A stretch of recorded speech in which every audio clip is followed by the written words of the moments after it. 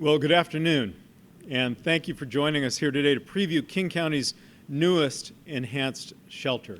We're joined by Lieutenant Colonel Dickinson of the Salvation Army, along with King County Council members Rod Dombowski, Joe McDermott, and Jean Cole Wells. I'm King County Executive Dow Constantine. Last December, we opened an overnight shelter here in the historic Harborview Hall. It offers people experiencing homelessness a warm, safe place to sleep. Even as we were providing shelter by night, our crews were working during the day to complete major renovations to this building. We worked with the Salvation Army to prepare a 24-hour, 7-day-a-week enhanced shelter that will continue to provide a warm, safe place to sleep, but also a place where people can connect to the services that build pathways out of homelessness. Today, you will see new office space for confidential counseling and case management, for employment coaching and housing navigation and referral. You'll see a new dining room where 2 meals a day will be offered, and a new kitchen where those meals can be prepared. You'll see a new community space for small group meetings and socialization to help break the isolation of homelessness. You'll see new accessible restrooms and showers and laundry facilities. And you will see safe storage for personal belongings when guests leave to go to work or for healthcare appointments. We will help 85 people at a time come indoors and connect to supports that will help move their lives forward. And we will welcome their pets. This is part of an effort that began when I asked all of my executive departments to look at all of our county facilities, our county properties, our county programs, and identify what might be employed to help transform the lives of people who've been experiencing homelessness. Harborview Hall Enhanced Shelter is just our latest project to tackle homelessness. In the last year, we've opened 5 new projects. For example, the Jefferson Day Center, which is at 4th and Jefferson in downtown Seattle, provides more than 100 people with case management, on-site health care, connections to community treatment services, showers and laundry facilities, and more every day from 7 a.m. to 7 p.m. The West Wing 24/7 Enhanced Shelter provides on-site case management and access to behavioral health services for 40 men who have lived on the streets for extended periods of time in many cases, and who've experienced long-term health or behavioral health disabilities. We recently opened, and some of you got to see this opening, the Eagle Village Bridge Housing, which is a partnership with the Chief Seattle Club. It is a pilot testing modular dorms that were previously used by workers in the oil fields of Texas. We brought them up here and rehabilitated those buildings, and we've created a community that's really designed to particularly serve Native Americans on the streets of Seattle and King County and Alaska Natives, because we know that that population is some 10 times more likely to experience homelessness. And today, the expansion of our Harborview Hall shelter. All of these projects were used repurposed, either vacant or underutilized county properties to create housing and shelter and support services for people in need. As a region and as a community, we must continue to improve our crisis response to homelessness and our work on the root causes of homelessness in ways that are innovative, in ways that are original. We are fortunate to have a great partnership with the Salvation Army. They're working with us not just on this shelter, but also on our downtown overnight shelters and on the Jefferson Day Center that I mentioned. They truly care about the people they serve, and we could not be here today without them.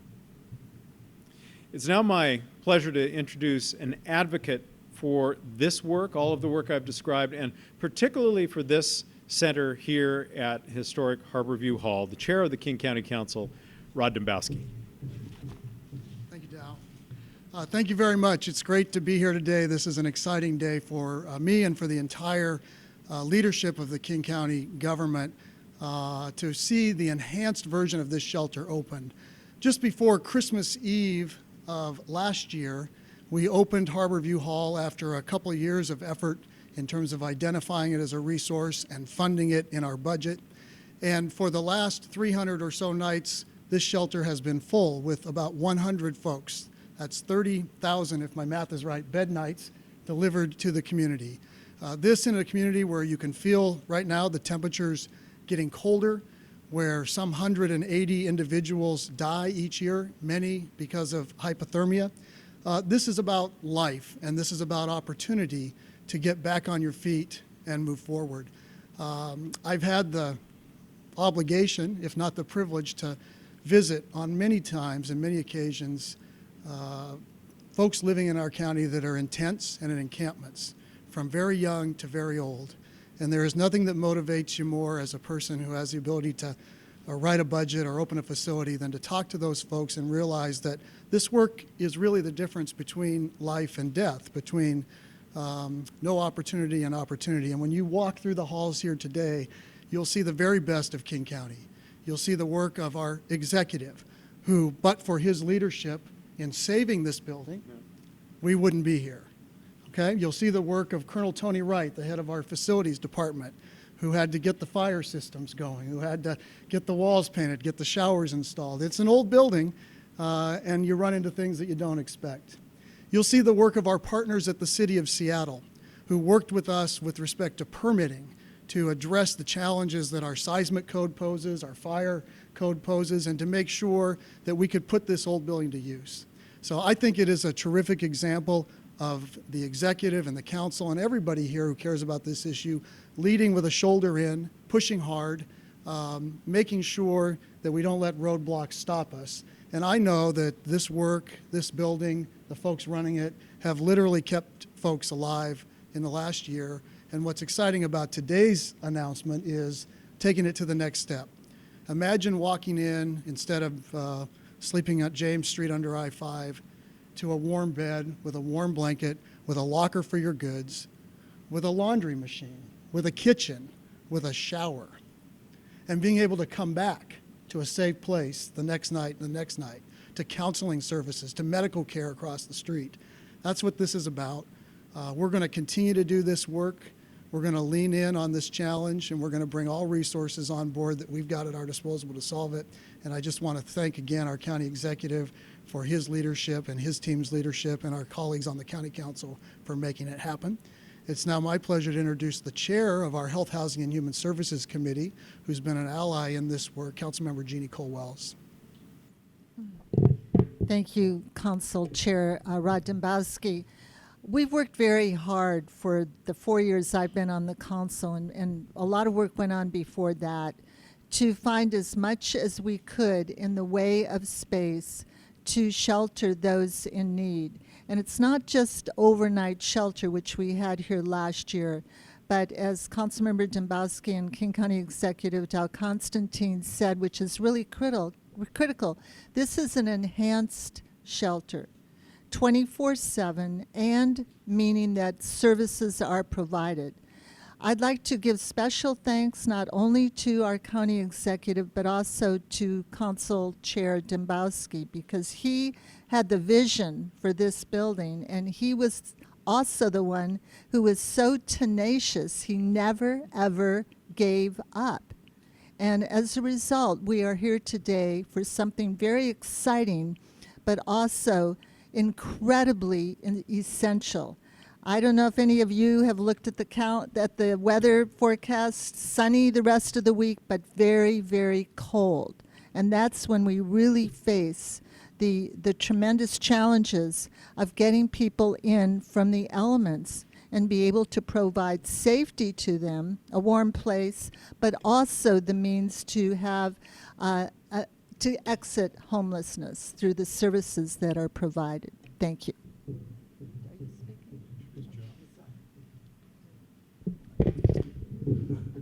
I'm King County Councilmember Joe McDermott, and I particularly want to highlight that this is exactly what we need to be doing to respond to our homelessness crisis, to create more shelter in the immediate term, and then recognize that the effective shelter that helps people rebuild their lives and move into strong stability is an enhanced shelter that's available 24 hours. So while we've been able to have this open for almost a year now, And Executive Constantine has spoken to the renovations and improvements that needed to take place to be able to have an enhanced shelter. We're now at that point to be able to better support people, 85 people every night, in rebuilding their lives, in having a place to sleep, to leave their possessions, to bring their pets, and rebuild and continue their lives. And I would be remiss if I didn't welcome you to the 8th Council District, and in particular tell you what is unique about the location of this shelter, and that is the amount of support it has had from neighbors in the community that has inspired me, has made siting and operating and opening this shelter much easier than some of the others. And it's the kind of community response, particularly from First Hill, that we need to encourage, foster, and use as an example around not only the city, but around the county and the region as we seek to fully address our crisis and provide shelter, enhanced shelter for everyone experiencing homelessness around the region. Thank you. And from the Salvation Army, it's my pleasure to introduce Lieutenant Colonel Dickinson. They are a strong partner here and in many other of our county crisis response efforts, and we could not be doing this without them. Colonel. Thank you. So pleased, County Executive Dow Constantine and the members of the council that are here tonight. And the Salvation Army is privileged and honored to partner with the county. We have a strong relationship with the county. We operate many cold weather shelters, overnight shelters. We've moved in about a year ago to day resource centers. And this facility here is going to be transitioning mid-December to a day resource 24/7 facility. It's important for the Salvation Army to help people who are on the streets, who are cold, who find themselves at the intersection of hopelessness and despair. That's where you'll find the Salvation Army reaching out to give people a hand up, not just a hand out. Part of our mission, our initiative, the Way Out initiative we started 1 year ago, is to double our impact in the area of homelessness. What can the Salvation Army do more in the area of homelessness? And we're proud to partner with the county. We find that we're experts in meeting the needs of the underserved, the underprivileged, those who are falling through the cracks in society. We call them the submerged tenth, those who are quickly, you can turn your head and look the other way. It's those people that we're helping in this facility. The Salvation Army is a strong steward of resources. We'll stretch a dollar as far as it can go. We appreciate that the county invests in us. They operate and own this building, but they've hired the Salvation Army to operate this shelter. We also adhere to the county's strict policies on discrimination and commit fully and reiterate our duty and how we serve people today, to not turn anyone away. We serve men, we serve women, we serve people of different genders and orientations. And in fact, when we open our doors and allow people to come into the shelter, we don't ask those questions. They identify as a man or a woman and are placed accordingly into the shelters. We couldn't be more pleased with the opportunity to expand this shelter. The temperatures are dropping, and you'll find the Salvation Army on the streets helping people find warmth and the love of the community. So we thank you for the opportunity to share today. We look forward to giving everyone a tour of this new, beautiful facility. Thank you. Mark Ellerbrook from our Department of Community and Human Services is here to help us with questions about who, where, and how much. We'd be glad to take any question. And also, Colonel Wright, we have a surplus of colonels here today from our facilities division, the head of our facilities division, to answer questions. Please, go ahead. Erica. Sorry, we were here a year ago at the opening of the shelter in December of last year, and wondering what took so long and how much more it's going to cost. So that's primarily a question for our facilities director, Colonel Tony Wright. Come on up here and explain what's involved in taking an old building and making it habitable. Well, one of the challenges, if you have a day shelter, we can have people go to particular bathrooms. We try to keep them functional. There were some that were existent from this very old, as you can see, Art Deco building. But in order to move to the next stage where we have showers, we have ADA accessibility, we have capacity for a kitchen and other activities, that requires plumbing. The plumbing is the hard part for all of you who have done a remodel. Doing a remodel on a 80-year-old Art Deco building is not the easiest aspect. We encountered some difficulties with that, and that caused us to slow down. The electrical system required an upgrade, and most challenging, as Chair Dembowski referred to, was the fire alarm panel, which kept me awake trying to get that system working and eventually required a complete replacement. Those are the things that contributed to the time that it took. I think I would, sorry. Yeah, Mark Ellerbrook with the Department of Community and Human Services. I also want to stress that this all took place, all of the upgrades that Tony mentioned, while this was an operating shelter. So every single day, the work crews had to stand up all of their work, do the work during the day, and take it down every single day as they work through this process. So, I mean, it's a lot of work with the drywall, it's a lot of the plumbing work, so there's cleanup every single day that had to happen in order that up to 100 people could have a space every single night. So I think trying to balance all of that was a little bit about the longevity of how we got to where we are. So the total additional cost was $2 million for all the plumbing and the components that Tony mentioned. An observation before I take another question. You know, we talk about this being 24 hours, so you can be here all the time. You're not sent out onto the street at 7 in the morning. We talk about the services that are provided on site, but you know, one of the things you might not realize is that many, perhaps most of our guests have jobs. And it is very difficult to hold down a job when you're not able to get a full night's sleep, when you're not able to have a shower in the morning, when you're not able to have a safe place to lock up your things. So by providing those basics, we're enabling people to do what it is they want to do, which is take back control of their lives, claim agency, be able to take care of themselves. And this transition that we are making toward 24-hour shelter with services is really a recognition of what people need to get out of dependency and back to self-sufficiency. And I'm very excited that we've been able to add so much capacity in that arena, even as we are pushing forward with opening thousands, I think 4,000 units of affordable and long-term supportive housing over the course of the next 2 years. I have to ask, since all three of you are up here, and also Councilmember McDermott, how are negotiations going on the regional homelessness body? Last I heard, there were a couple of very different proposals from Councilmember Dembowski and Councilmember Colwell. So where are things at?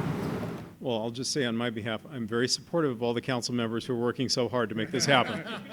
Would either of you like to speak to that? Just say we are working very hard. I believe we're very close to an agreement, and that should be forthcoming soon.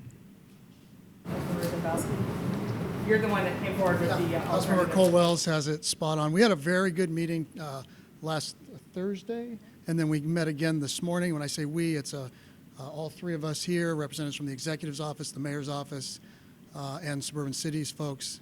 And we are aligned on the goals, and it's how we get there. And I believe there's a lot more agreement today on how we get there. And the goals are, I want to give the executive and mayor tremendous credit.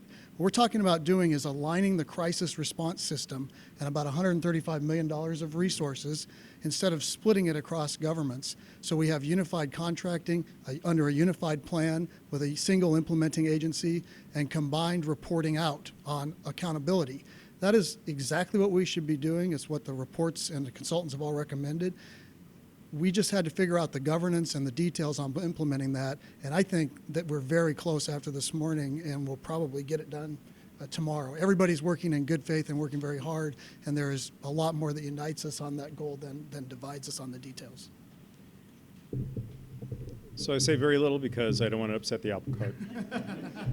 But the goal is to unite the entire community around a shared set of expectations with a shared structure that can be participated in not just by the county and the city of Seattle and other cities, but also by our private sector and nonprofit and philanthropic partners, so that we are really constructing this collective impact approach that will allow us to do what we all want to do for the people living in our community. Others?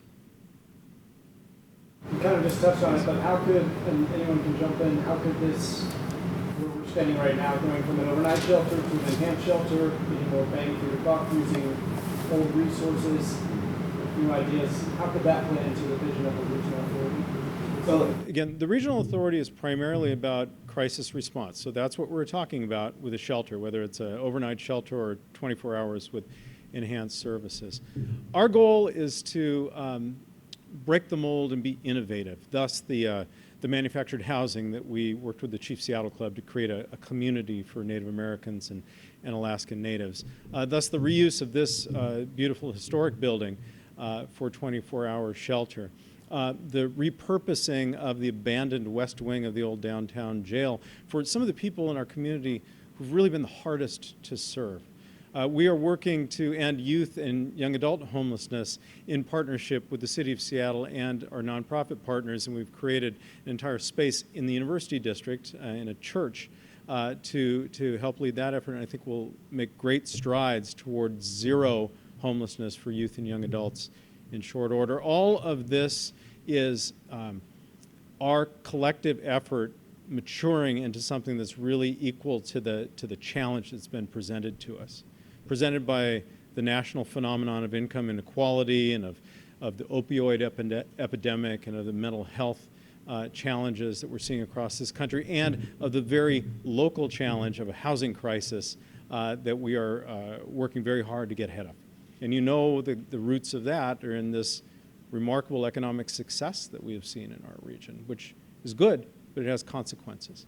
So all of that is to say that the homelessness governance work is really an answer to questions from so many of our partners saying, where is the single unified approach into which we can all invest our time and effort? Others? Well, again, thank you to the Salvation Army, thank you to the King County Council, the City of Seattle, and all of our partners who made this possible. There is more coming up, so stay tuned for that. And most importantly, remember that this is not the permanent condition.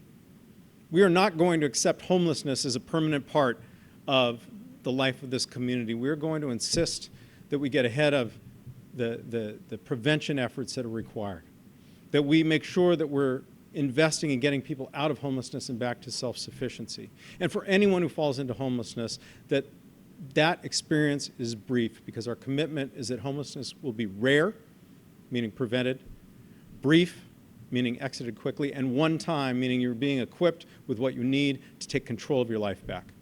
Thank you to everyone who's making that happen.